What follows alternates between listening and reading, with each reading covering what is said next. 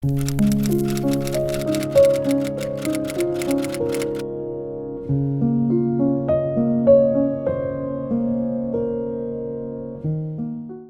guys, welcome back to my channel. I hope you're all doing really well today. So today I have a little bit of a different video.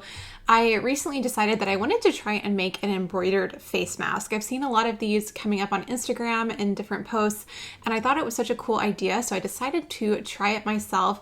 So here is the mask that I made. I did all of this embroidery on the two different halves of the pieces, and it was really fun to do. So today I'm just going to share kind of a fast motion video of the embroidery process, going through all the different stitches, and just set it to music so that it's very hopefully relaxing for you guys. I did draw out my template, but I'm going to put a digital copy of this up on my website.